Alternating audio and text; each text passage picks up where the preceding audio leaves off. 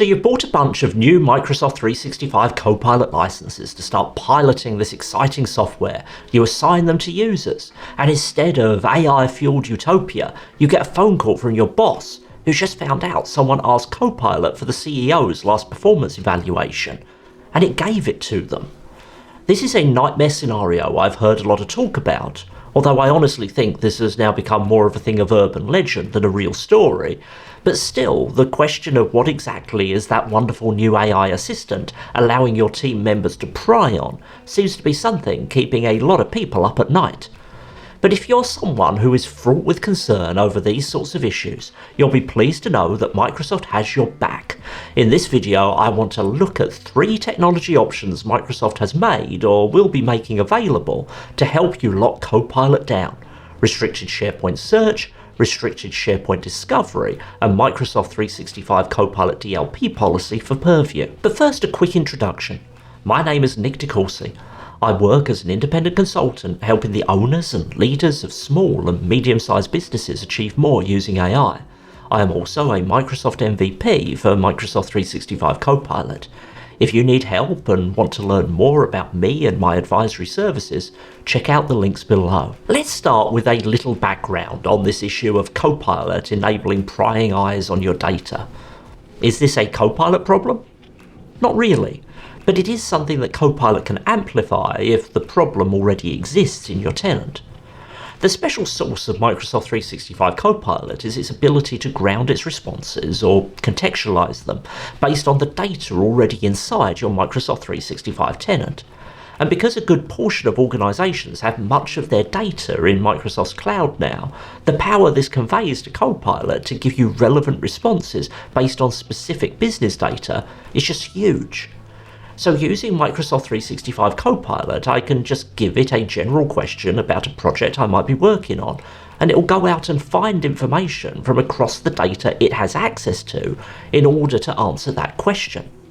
Copilot's access to this data exists solely within the context of its user, meaning that Copilot can solely see what you as the user can see within the Microsoft 365 tenant.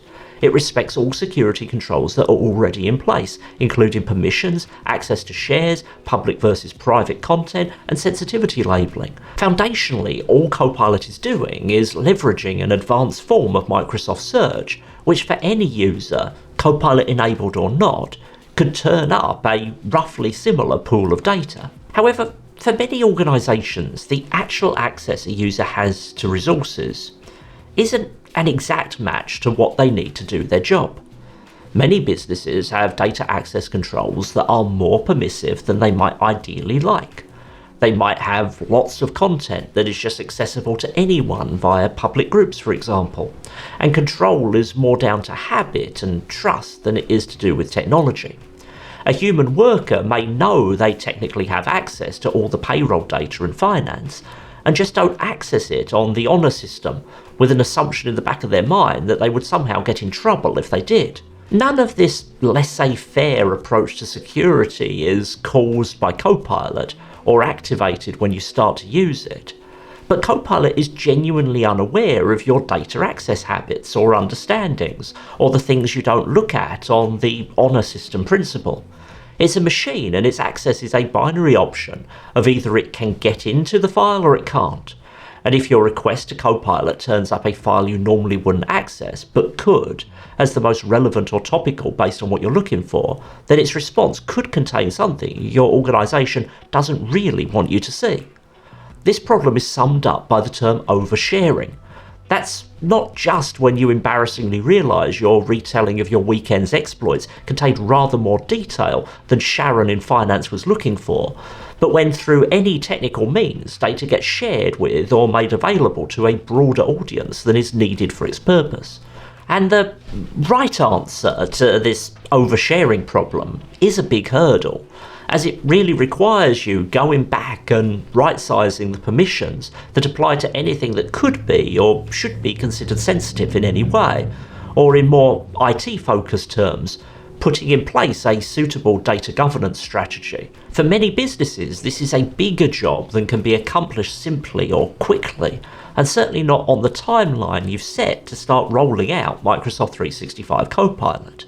So while promoting the solution that you should improve your data governance to resolve this problem, Microsoft has also built out tools that can bypass your concerns and enable you to use Microsoft 365 Copilot as safely as possible without you needing to do 9 to 12 months of work before you can even start a pilot. Let's look at 3 of those tools and how they can help you in different ways. If you're finding this video useful, it would be great if you'd hit the like button and leave a comment to help it get in front of more interested people. Also, if you'd like to see more like this, please do subscribe to the channel. Restricted SharePoint Search, or RSS, is a tool you can deploy within your tenant to limit the scope of Microsoft Search and to consequently also limit the ability Copilot has to reference data in response to requests. Essentially, it creates an allow list of up to 100 SharePoint sites you can mark as safe for Copilot or Microsoft Search access, and your users in your tenant, either using Copilot or just Search, will be restricted to results from those sites. Well, mostly. I say mostly because Copilot's access to data is also contextual. It's locked in to only being able to see what an individual user can see, but it's also aware that there's probably a vast sea of data that all users have access to that they never touch or rarely touch. This is known as a tenant-wide index, and there are certain criteria as to whether a file gets indexed and made available there. RSS puts a wall around those sites that are not on its allow list to prevent their content appearing in that tenant index. But each user also has a personal index that is made up of the files they have permission to access, but they have also created, modified, or otherwise interacted with. RSS doesn't limit the user's ability to see those files in the personal index. It just excludes those things that aren't on the allow list from search. So if a user regularly interacts with something that isn't on those allow list sites that you wouldn't prefer them to see, the process of adding that site to RSS isn't going to stop that. What might your allow list consist of? Perhaps you have a list of hundreds of SharePoint online sites, and you have ones like your HR site or safety committee site that are purposefully designed with content that is shareable and useful to the whole organisation. But you also have a site called confidential HR information that is currently set up with similar permissions to your main HR site. That can't be right. That's probably overshared. This is where the RSS allow list comes in, allowing you to focus in on those already set up with permissions or access controls that make sense for their purpose. RSS is the bluntest tool available to address oversharing. It not only impacts Copilot, but also Microsoft Search, meaning that search processes employees, whether they are licensed for Copilot or not, may have previously used to find content, will no longer work except for sites on the allow list. Even people with genuine access and the need for files not in the allow list site will be denied the capability to search for them. Though once they engage with them directly in Microsoft 365, they will be able to use Copilot or other means to interact with them, as then they will be in their personal index. RSS is also a tool you can only set up using PowerShell, so no friendly admin center GUI for this. And that probably makes sense as it's targeted at organisations with a SharePoint footprint that would otherwise be too complex to work out without this sort of intervention. But what if you want to approach this from a different angle? Instead of an allow list, you want a deny list. Well, RSS is not your tool for this, but there are 2 options available. First, turning off site-level search, and second, restricted content discovery. Restricted content discovery is essentially a mirror image of restricted SharePoint search, in that instead of creating an allow list of SharePoint content that's okay for Copilot to interact with, you add sites to a kind of deny list instead. This solves a more nuanced problem. You may have certain highly sensitive SharePoint sites that you want to restrict, and the majority of your tenant is either evidenced to be okay in terms of sharing risk, or just thought to contain low-risk content. Again, this doesn't restrict access to personal files, those you own or have interacted with, as long as you maintain appropriate permissions to interact with them. But it does stop content you otherwise have permission to access appearing in Search or in Copilot if you haven't directly interacted with through one of the mechanisms stated in the documentation. Restricted Content Discovery is part of SharePoint Advanced Management, or SAM. This add-on license is being phased in for all Microsoft 365 Copilot license users, so depending on when you're watching this video, you may be able to use this feature or not. It will be coming. The rollout is planned to be completed by the end of the first quarter of 2025 at the time of recording. However, if you're not yet getting access to SAM, there is another way to approach this, particularly if you just have one or two target sites you want to remove from Copilot's access. A good example of this is a client I recently met with who was looking to have one single site for archive content that shouldn't be relevant to search or Copilot interactions. Here you can see that in your site management you actually can turn off search indexing on a site-by-site basis. At time of recording, this essentially has the same impact as restricted content discovery as it applies to Copilot or tenant-wide search. Understanding how to embrace technologies like Microsoft 365 Copilot to maximum benefit can be challenging. This is why I focus on helping business leaders plan for and execute these changes with my Microsoft 365 Copilot adoption and AI advisory services. You need a partner who can help you understand the technology landscape, how it is relevant to your business needs, and where the pitfalls you should try to avoid are located. I have helped small and medium-sized businesses across 4 continents understand how AI technology, Microsoft 365 Copilot, and the broader Microsoft suite lets them to deliver more for their customers and their teams. If you need help with these issues, reach out to find out how I can support you. Links to learn more and to get in touch are down in the description. The bluntness of just excluding items from search and propagating that choice to Copilot really doesn't feel like the right long-term answer for integrating AI into your data governance strategy. In the case of RSS at least, it was specifically called out initially as a band-aid on this problem while organisations resolve the underlying data issues. But just as like my 4-year-old son with his favourite Spider-Man band-aids, getting yourself to a point where you feel ready to rip it off can be a real journey.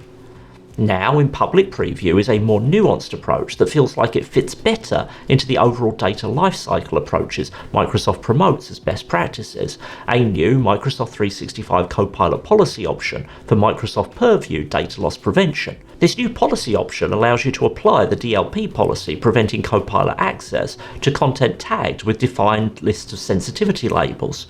This enables a workflow where individual items of content can have a sensitivity label applied and then propagates a DLP decision to not allow Copilot to process that content for summaries, although Copilot will still surface that content as a search result. Now it must be said that this is still a preview feature, and so this policy option only supports conditioning against sensitivity labels and a prevent Copilot from processing action. And this processing limitation seems to stop at BizChat. It doesn't apply to Copilot in Word, for example. However, we can imagine that the robustness of these options may be increased over time to enable this DLP policy to be used for a much finer grained control of how and where Copilot can act on data. However, there is one big elephant in the corner of this room when it comes to this type of solution, and it's that blunt tools like RSS exist because getting these types of solutions right requires a level of finesse and ongoing management that many organisations fail to apply to their data consistently in the long term. Recently published is Microsoft's new Blueprint to Prevent Oversharing. This Microsoft Learn documentation and associated resources break these issues down into 3 separate phases of work, looking at different tools to enable to deal with the oversharing problem.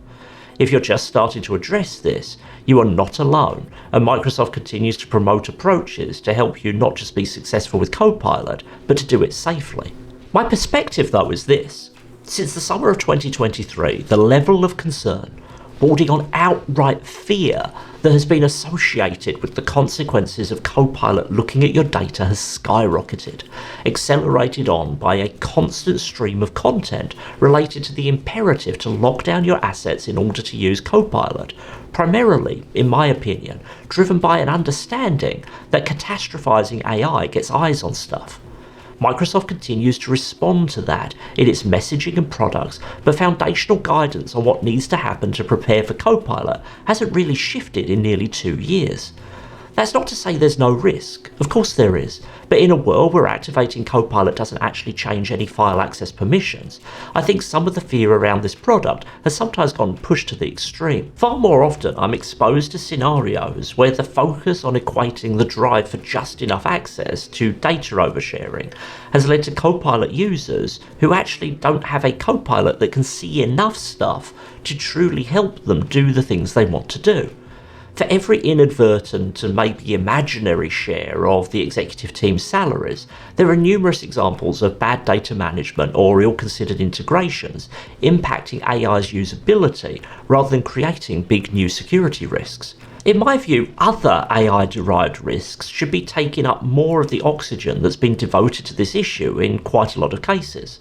Concerns like prompt injection and data exfiltration are very real and are not really addressed in any way just by making changes to permissions that have existed as they are, albeit in a less than ideal state, for many years in most cases. The rights and wrongs of overly permissive access that relies on trust rather than technology doesn't shift radically in the age of Copilot, but new risks that rely heavily on how AI tools work differently to everything we've used before do. My recommendation is to have balance, do real risk assessment, and to think in detail about what you're trying to achieve with Copilot or AI more widely. Wrangling your data to a greater degree of manageability will likely be part of your journey, but it shouldn't be overemphasized beyond the real risk it actually poses. Microsoft's new blueprint offers a solid map of how to address this over time. In the Copilot age, AI's access to data is the lifeblood of its efficacy within your organization. We must find the correct allocation of effort in remediating the mistakes of the past, embracing the potential of the AI of the future, and being on the lookout for novel threats this technology brings with it. Have you tried any of these tools? What's your approach to data management in your organization? Let me know down in the comments. Thanks for watching through to the end. Until the next video, bye bye.